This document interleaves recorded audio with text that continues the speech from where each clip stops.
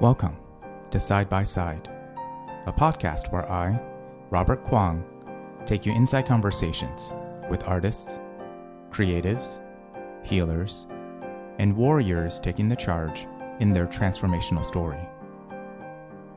In this episode, I'm joined by returning guest Tara Edwards, a writer, editor, and Twitch streamer based in Ohio, known for her work in the digital media landscape. Today's deep dive focuses on the Matrix franchise. In this conversation, we unpack the creative ramifications of transforming a story into a franchise, our personal highlights and critiques of the films, and the timely nature of its central themes in the era of artificial intelligence. Side by Side is now available on all major listening platforms, including Spotify, Apple Podcast, and Amazon Music. Give us a like and leave us a review if you find value in our conversations. All our content is available at sidebysidepodcast.podbean.com. And if you'd like to connect with me, please visit www.robertquanhome.com. Well, how is the old inspiration? Has it been showing its face lately? Sometimes that happens to me when we kind of get into deep diving storytelling analysis and just looking at stuff that we enjoy, even though it's a very tricky time to be looking at entertainment storytelling anyway. Does it spark inspiration for you? I walked away from the dinner feeling like my idea of a trauma analysis of media as a concept is not goofy as I thought it was, and is actually a decent idea for a book. Like processing or analyzing trauma healing using like story and things like that? Yeah. But basically, because during the conversation, and I did preface this example by saying, and it sucks because I hate her now, but trauma is a little bit like, or at least the concept of trauma mastery is a little bit like the Bogarts in Harry Potter. Mm-hmm. And those are the things that turn into your deepest fear. And then you learn the spell to basically render them harmless. Mm-hmm. And so I used that example, and she was like, now I understand way more about what you're getting at with this concept of triggers, right? Like the whole concept. So Freud, which whatever, had this theory that it shows up a lot in trauma studies now, that like once you've been or experienced some type of trauma, you will kind of end up in a repetitive pattern where you constantly end up in situations that resemble that original trauma, but you're now trying to conquer it in a way that you couldn't before. Yeah. And that's the Bogart. And when I first explained it just in like regular terms, she thought I was saying like you get stuck in a loop and you just keep looping and you keep dragging yourself down. But it's like, no, what you're doing, or the purpose of like trauma therapy, is to learn the spell to render triggers into a balloon that like pops, or a whoopee cushion, or Snape in a mother's suit. Yeah, it's like the trigger is still there, but in some ways it's no longer affecting you the same way. You can sort of just like be with it, or it's just something that happens. Yeah, I hear you on that one. I think in many ways why I was like, let's keep diving into things that fascinate us as far as like storytelling and things like that, is because I'm also very much looking for that inspiration and my why, as you know. But something like processing healing or processing trauma using story is like right up my alley. We could literally do a whole boring ass show about in treatment, but no one would listen to it because I don't know, like no one watched it. But it's like that's the stuff that like I would get nerdy over, and same to you. And Paul's still not a great therapist. No, well, that's the other thing. I was like, we could deep dive on like what kind of a therapist are we showing here for dramatic tension? But no, seriously though, I'm just like, who's going to listen to it? Like, except for me. But today we are talking about something that we both have enjoyed and loved growing up, I believe.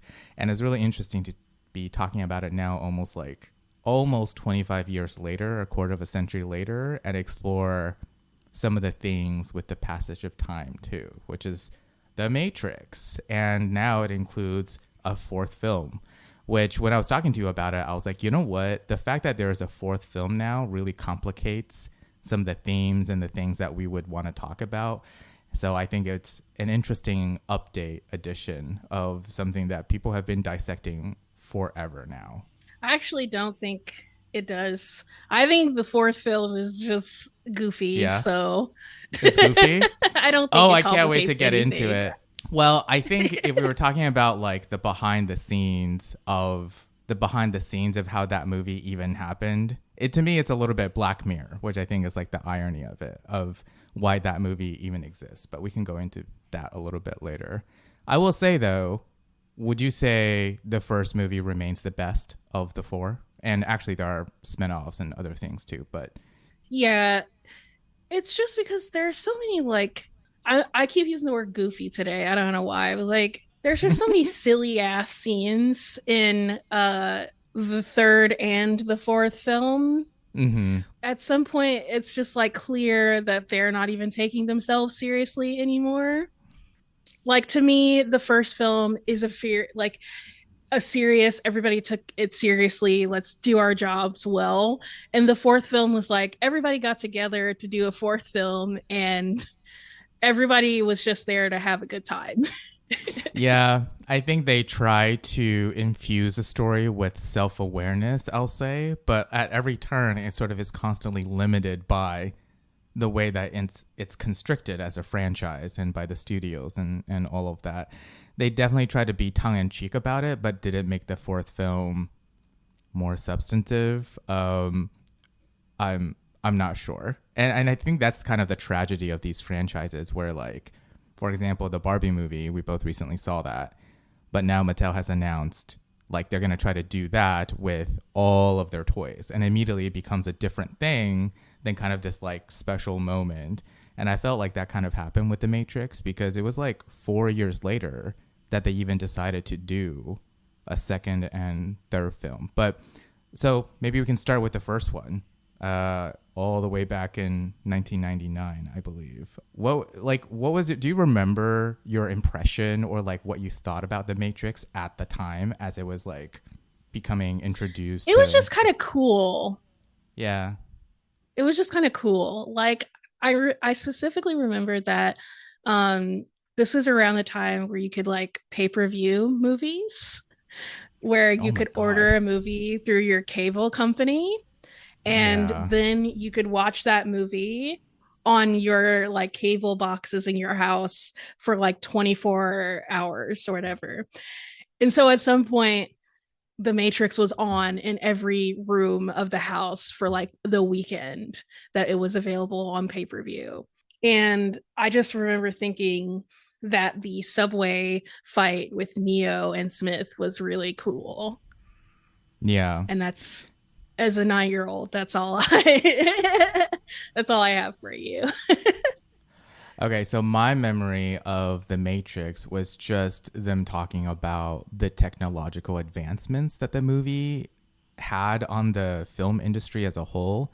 And that part always captured my attention because, you know, when you're kind of seeing the promos and the trailers on TV and stuff, they're showing you this movie that, you know, definitely has a lot of substance, a lot of philosophical exploration, but they had a decent amount of really kick-ass fight scenes, which I felt like was just like the right flavor to entice different audiences. And it's been interesting to see like the impact it had on like cinema as a whole. But the reason why I talk about that partially is because it wasn't something I really understood until I was older personally. But that The Matrix, similar to some other films that had a great impact, has been particularly influenced by Eastern animation, Japanese animation, and particularly like films like Ghost in the Shell, which explores very similar kind of that dystopian idea of man and machine. So I don't know. Looking back, I wonder if that style and that aesthetic really attracted me to it as well, because there was something about it that later on I think has to do with that. Its styling is very like Hong Kong action movie, very Japanese animation, and things like that. So like personally, I see now that I was like, oh yeah, and it was very cool, and part of that cool factor came from places like Japan. And you know who else loves kung fu movies? Black people. And so you know that Black people will be the first people to hype this movie because we had a main character who was fucking cool and could fight and was, you know, the gatekeeper of knowledge. It's like that classic joke about red pillars, right? It's like you guys would never listen to a woman and a Black man tell you that everything you think about the world is incorrect.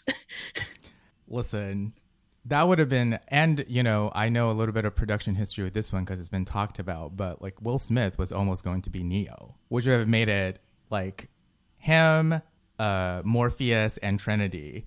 I mean, in some ways, we say now that film was, at least I say it, it was kind of ahead of its time without meaning to, with casting, the way that it like created these characters, particularly when we get to like the real world, right? It had this effortless coolness to it, I think, in part because of that. Things that we make to be such problems these days. But it was like, I don't know, at the time, I guess no one questioned it. At least I didn't see that. Like, no one took an issue that, to me, that they saw that the casting was just so spicy or something. It was just sort of like, we accepted it. Yeah, I mean, I feel like we were in this weird period of the late 90s and early 2000s where diversity happened kind of naturally. Like people wanted to see, like, there wasn't this whole sort of activism push for diversity yet.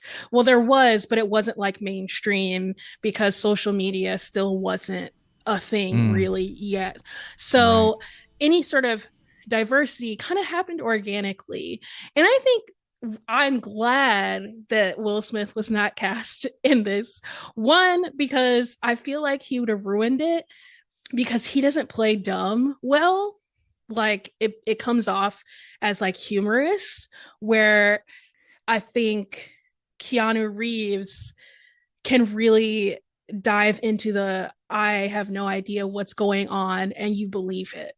Whereas like Will Smith, I have no idea what's going on in iRobot and it's hilarious. So I think he would Mm, have ruined it. And on top of that, I feel like the message of this cisgender heterosexual white man having to listen and learn from marginalized groups, that message would have been lost, I think, if it hadn't been Keanu Reeves. I definitely agree with that because what you're saying is like, for better or worse, meaning one way or another, Will Smith would have received certain perceptions about the story. And it's funny. I do think Keanu Reeves as like the avatar for us, for the audience, right, seems to really work for the Matrix. On top of which, he was just amazing as like an action star in the Matrix to begin with, and like, yeah, Yeah. To be fair, I should say white coded. He is not fully white. He does have Asian ancestry, so I don't want to like shade him in that regard, but he still looks white. He is coded as a white man. So, yeah, it's giving Joseph Gordon-Levitt for sure. yeah. But another thing, just staying on this movie, because looking back is very interesting, because I definitely didn't think about this when I was a kid watching The Matrix. But we now understand the creators behind The Matrix, the Wachowskis, because of their identity. Looking back at the film, you see that it can be recontextualized in a whole other way. And I kind of love that, just as a matter of like someone who likes analyzing these things, to see how much of a difference a different context could make. Like there's just so many things we saw, right, of like the movie being like kind of transcoded or actually really looking at dismantling the binary thinking in many ways, right? Mm-hmm. Yeah. And you really do see that. I rewatched the first half of the movie last night out of just because I wanted to, because I actually know the film very well. I can quote it a lot. Mm-hmm. And the concept of the Matrix as this construct of society created for maximum desensitization is such a queer story. Like you would basically to come into your queer identity is to recognize the structure or society at hand wants you to be asleep. And that like sleep metaphor of people just sleepwalking through life is so queer coded in that regard. Yeah. And just the metaphor of someone waking up once they've been exposed to a certain way of looking at society and why it's made and the power structures.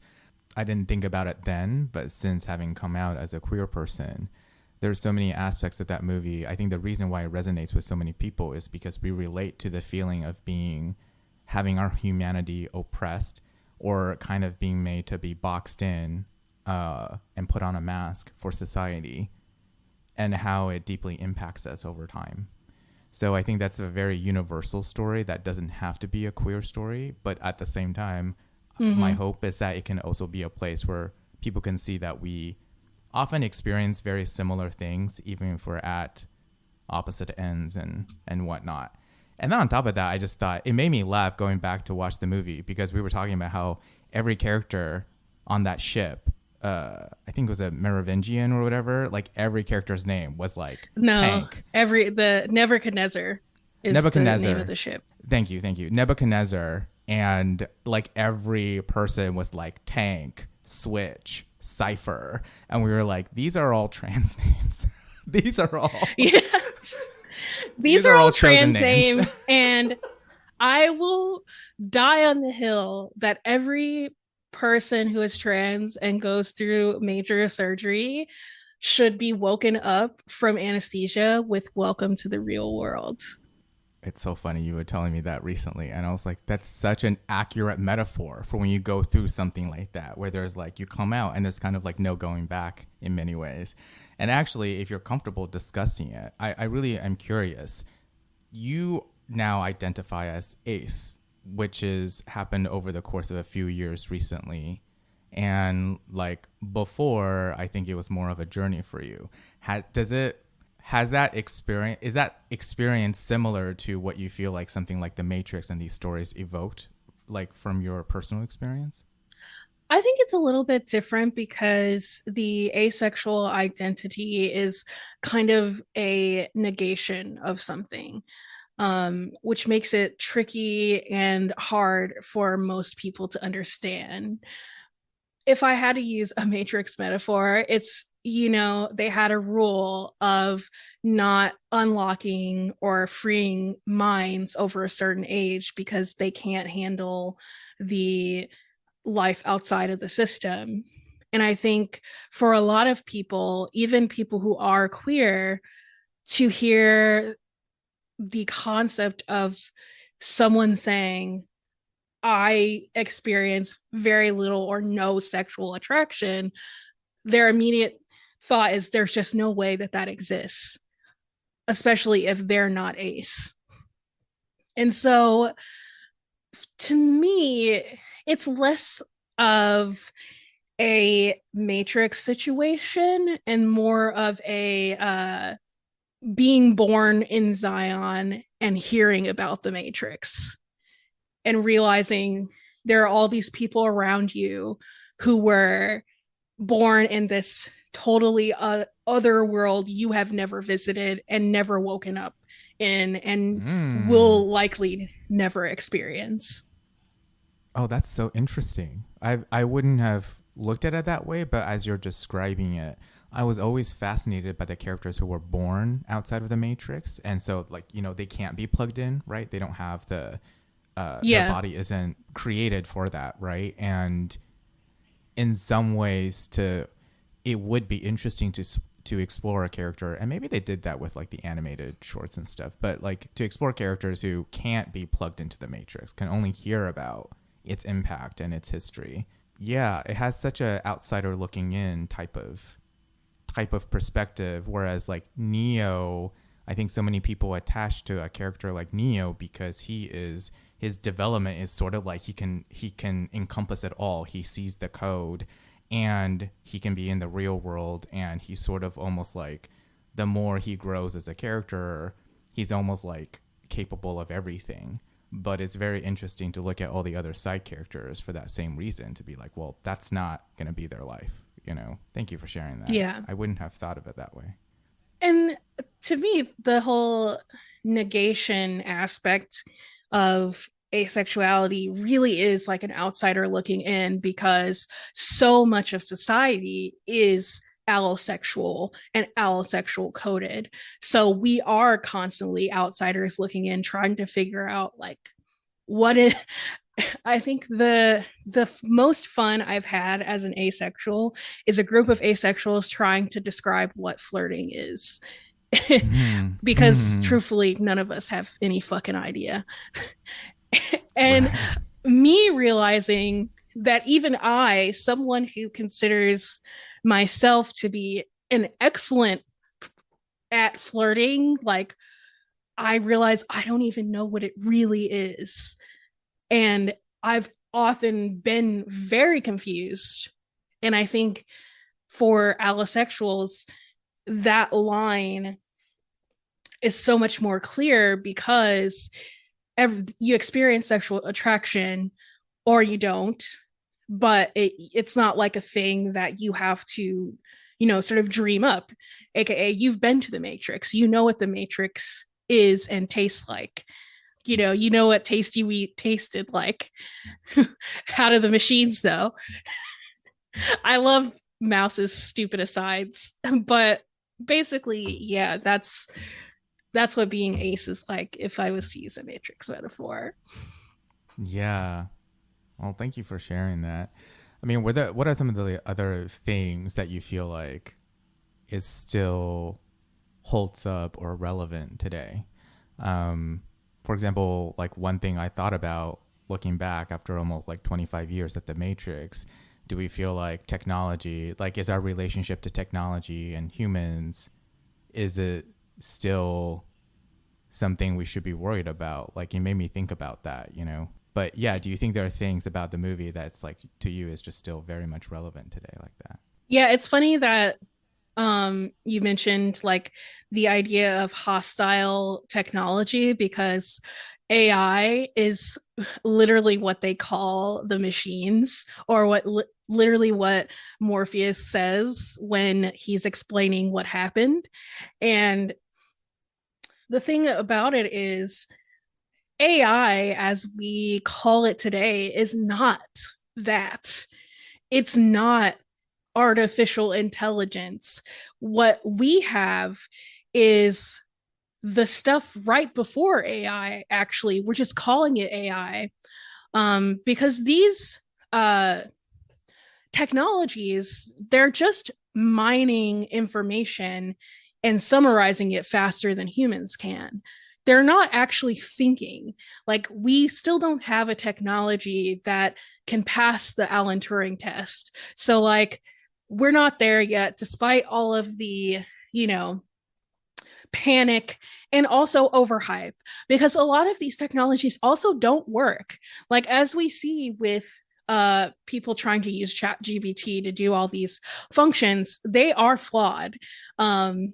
Actually, our favorite person, ContraPoints, did a wonderful tangent about AI where she got around AI's safeguards around sex and pornography by inputting certain, buzzwords, and also, can trick AI to how to teach you to make a bomb. So, like, again, Hmm. these things are not as they seem.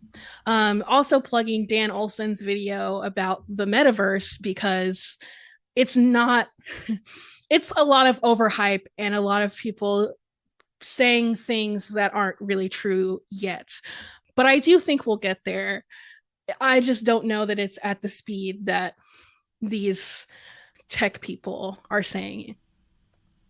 As far as fear of hostility, I think that is a sign of white supremacy. In the same way that white supremacists are very afraid of aliens, because it immediately reminds them that they, at any given time, they could become the minority. And when you think about the diversity of the Matrix and Zion, it's not surprising that there are a lot of Black and Brown and Asian characters who are in power, because they've had to deal with marginalization before. So they can outsmart and have the sort of tenacity to deal with the, you know, this whole new world. Whereas like white people would be the most panicky, unsettled, unable to cope with this new world order. So you're saying like the Matrix, when you wake up for the Matrix as a metaphor, that it can be a metaphor for decolonization, or basically decolonizing the mind. Yeah. Absolutely. Yeah.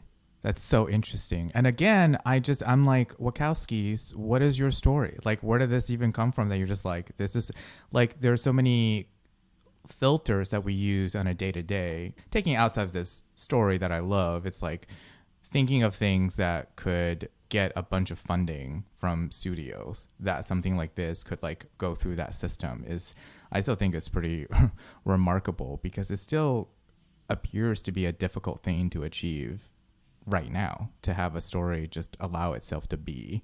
Yeah, for me, I think with technology, I find it interesting that there's like this energy around people who's very much excited and trying to create the Matrix, basically, when you talk about metaverse. So in other words, here is like where the machines would live, and we're trying to create like the Matrix where the people are asleep. And then at the same time, the Matrix is often used as a metaphor for like, oh, this here is a simulation. You know, it's not like us doing things and we're trying to create the Matrix, but actually this is the Matrix. I find the fact that the movie can kind of address both or look at both, and people take away from it different things, to be like very fascinating. Because right now, like you said, with the advancement of AI, what we're calling it, is bringing up all these questions yet again, and people taking all sides and having very heated discussions. Yeah, in some ways, I wonder if that's what made me or us think about the Matrix again. Of just like, oh, here we go, having the same conversation as we did right around when the first Matrix came around, because we had the Y2K fears, and we're kind of having kind of similar discussions as that time. Like, do you remember the Y2K scare? And people are like, yeah, the thought that like at midnight, when the year crossed into the year 2000, that all the computers and all the machines would cut off and we'd end up in like mayhem and chaos or whatever. yeah. Meanwhile, little did we know the mayhem and chaos would be caused by a microscopic virus in 2020. Right. You know, it's funny how the world turns. But yeah, I think in some ways it's interesting hearing how the Matrix is still being addressed, I guess is my point, for people who are very into tech and wanting to push tech to the furthest extremes. And then also for people who are like, this is a cautionary tale, and will cite the Matrix. And like even in like spiritual circles, people will use, being plugged into the Matrix or being red pilled as like a thing to describe a certain type of experience. It's kind of nice to have something like the Matrix to be able to summarize that, and you don't have to try to explain something that's very existential. Okay, I am curious though. So you're not as fond of the second, third, fourth movies. Do you want to say more about it? Yeah, sure. I would say the first two films are great. The second film really gets going and is perfect right up until the last act. Then it's like we know you needed a third film. So sure. Mm-hmm. Because the cliffhanger, and I think also, and this is why 3 and 4 are so is because I think that they're playing around with technological ideas that are also somewhat magical, and they can't really make the distinctions like smartly enough for it to work because they Right, haven't really right. thought these things out, right? Because Neo's abilities outside of the Matrix have to have some sort of magical component, right? Why is this human man capable of seeing code outside of the Matrix? Right. And the only explanation is some sort of magical intervention. And you have that as well with the concept of him being the one, aka his DNA was coded in some kind of way to make him capable of these other worldly human things. Mm-hmm. And so I don't think that they ever really grapple hard enough with those distinctions. So it makes things convoluted and hard to follow. But I think the first 2 films are really great. And I want to shout out my favorite action sequence of all time, ride or die forever, for the car scene from The Matrix Reloaded. Listen, like I love The Matrix Reloaded actually for that reason because they were just like, we have a bigger budget, let's use it. And I was like, yes, ma'am. I mean, there's some stuff in there that I think still looks pretty decent for today, even. And I think like Yeah, people it would doesn't have a look hard bad time at pulling it off all. today. Yeah. I mean, I think they even built like a little mini section of a highway. Again, just the way that productions are being like factorized these days. Some of these like creative decisions, I don't know that they could have happened, just a sheer like scale of what they were trying to accomplish. But I definitely agree with, in particular, the ending of Matrix Reloaded. I was watching some videos of like Easter egg on the Matrix, right? Just for to prep for the conversation. And there's this one part that's like very commonly being like, yeah, we can sort of like analyze and point to what we think is likely, like what they were going for. But I think the ending of Neo being able to stop the machines in the real world was very much like felt like a studio decision to loop it to the third film when they release it, because they were like trying to explain, they're like, this is the one part that doesn't make much sense if you try to follow like the rules that they were establishing. It doesn't make sense for Neo to be able to have the same abilities outside of the Matrix when he's not plugged in. And then in the third movie, after he collapses from doing that for the first time, his consciousness, somehow he's back in that like train station that's like the in between, like purgatory. Yeah. And they were like, they didn't really explain how that happened or why that happened. And then somehow Neo's consciousness resets back at this other place that was just introduced in the movie. So Yeah.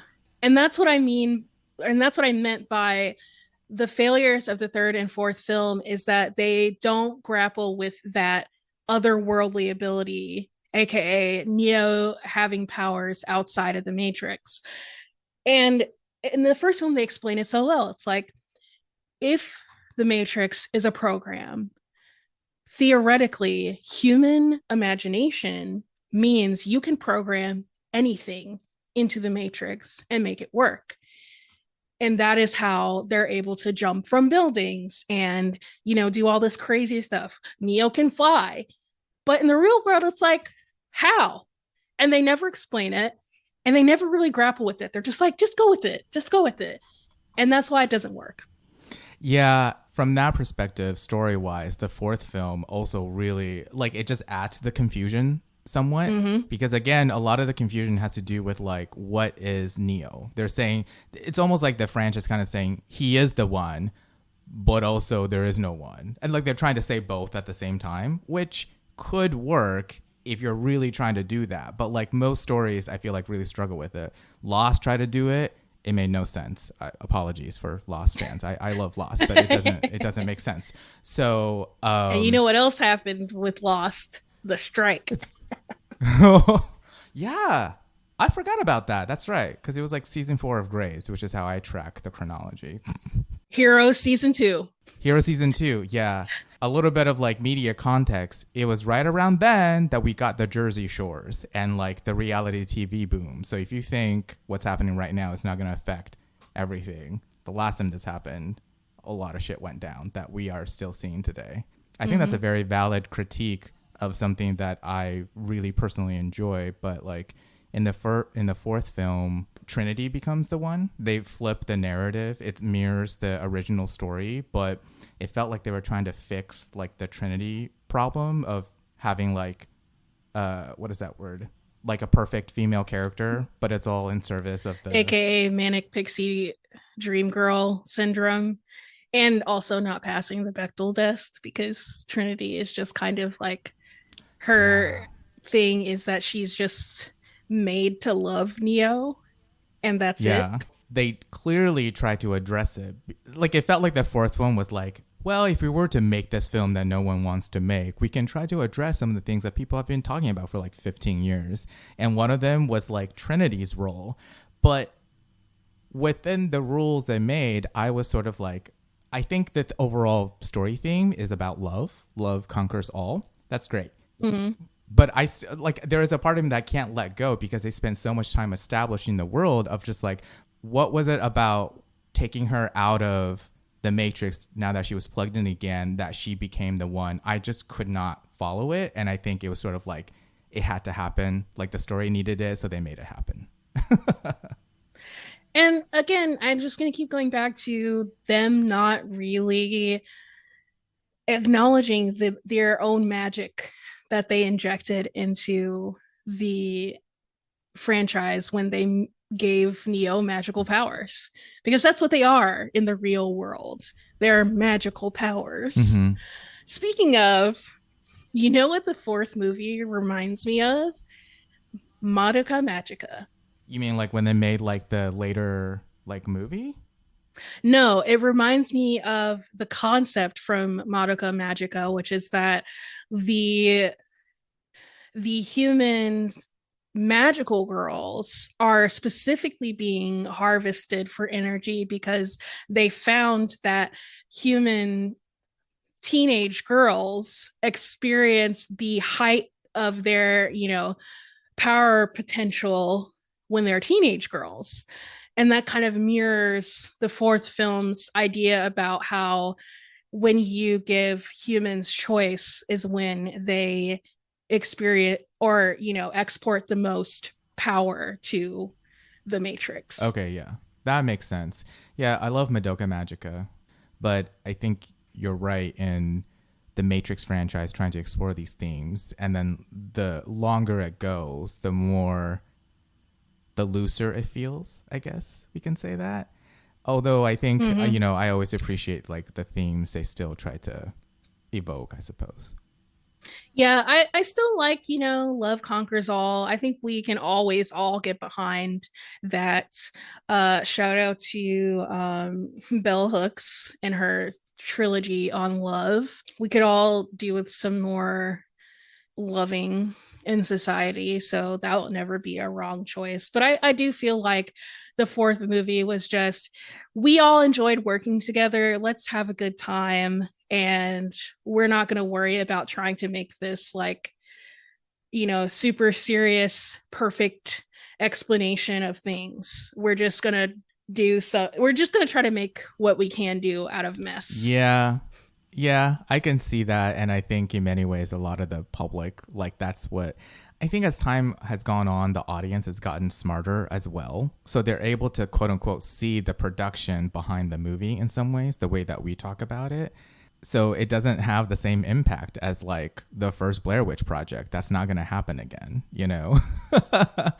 And I, even though found footage is still like, there were 8 record movies, or REC movies, I think. And how many, what's the other one? The one where it's like Paranormal Activity? Yes. So, and that had what, four films? I think there's been more now. They just keep changing subtitles now, so you can't keep track. Yeah. So I think like found footage, security footage, I think what we're witnessing from an industry perspective is what happens when capitalism takes over creativity.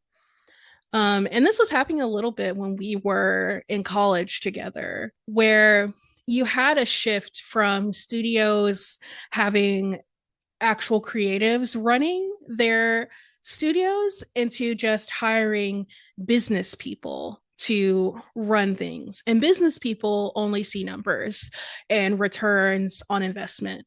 And so what this leads to is a shrinking situation where the average decent spec script goes in the trash in favor of a adaptation that already has a huge fan base, i.e., a Hunger Games, a Harry Potter, a Twilight, Yeah. a Divergent, which uh, I saw the first one in theaters, I have to admit.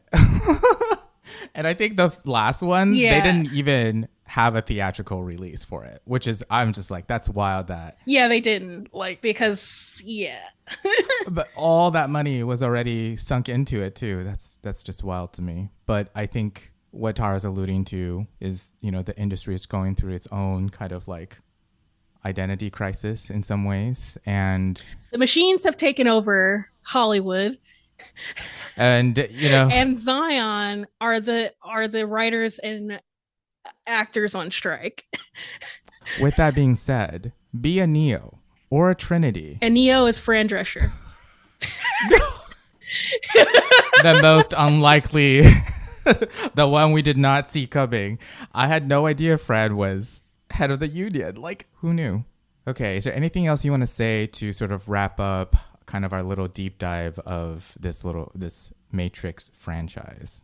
I just want to list things that were fucking cool. Morpheus's glasses not having frames, fucking cool. Morpheus, fucking cool. Morpheus saying to Neo, "Do you think that's air you're breathing?" Fucking cool. The car scene, the twins, fucking cool. The twins saying, "We are getting aggravated." Yes, we are. No notes. Perfect line. Endlessly quotable. I just can't, like, yeah. We are getting aggravated. Yes, we are. No, you're right, though. Their writing is very much like queens of one-liners in some ways. I'm so quotable, right? And it's not like every script is like that or has to be that. But yeah, iconic lines. And I will leave with my favorite thing about people finding metaphors for the Matrix, right? That the Merovingian is like an old operating system. So I just saw a video of people they kept calling that French guy Windows Vista. Windows Vista, the character. Just like an outdated OS that no one wants to deal with, that didn't work that well, and is somehow still persisting, giving us issues. Yes. Yes, Windows Vista is him. We got to talk about the Oracle, though. We can't leave without talking about Okay, let's talk about the Oracle. First of all, the fact that the Oracle is a Black woman. Let's sit with that. Let's marinate on that. Like, all iterations, by the way. They could have not chosen that, but they were like, who is someone that people will listen to with wisdom? What is emblematic of that? Yeah. Yeah. No, very much so. Also, another person with like every line, kind of like Dumbledore, just like eating up everything they're saying, like that character for me. Yeah. What's really going to cook your noodle later is, would you have still knocked it over if I hadn't said anything? That was so. And then she's just like, I love candy. Girl, what? I'm sorry. Now you just got me thinking about Scary Movie 3. With Queen Latifah as like the Oracle, just having a fight with that ring. But on a serious note, I just wanted to say, like, for me, I love the concept of the Oracle and the Architect being a Black man or a Black woman and a white man having to come to an understanding about the system. Yeah. Because, like, if you project that onto like current society, right? And we talk about this all the time in the Black community, that like Black women who marry and date white men, their relationships are so different than the relationships between Black men and white women. And I think it's because Black women entering these relationships end up basically showing the white man their power and privilege will always exist, even when they're in a relationship with them. And that a Black woman's power and privilege will always be disadvantaged, even when they're that close to privilege. And I think that kind of mirrors this, the Oracle and the Architect in the Reloaded franchise, is that the Oracle teaches the Architect basically their power and privilege can always change on a dime. Immediately, I was like, I would watch a play, a twofer, between the Architect and the Oracle. Because that's another thing where they introduced the Analyst in the fourth one. I was like, I get what you're saying, but I miss the Architect and the Oracle. And there were two characters that I was always like, they need to have more lines, but I also know why they're holding back, because if they did that, it would just kind of like unwrap the entire universe almost, having these two characters parse it out. Yeah, I've never thought about it, just the avatars that they would have chosen, right? A white man and a Black woman, but that's very interesting. Dang, analysis. Yeah, she was one of my favorites. Also, who is the Oracle's protector? An Asian man. I loved him.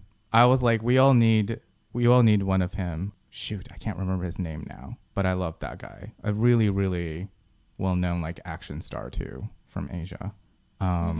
He's somebody's son. But in any case, y'all should just like check out The Matrix for the action sequences too. That's all I'm saying, because they put in the work. It was ridiculous that they wanted them to do that 25 years later. What were they expecting?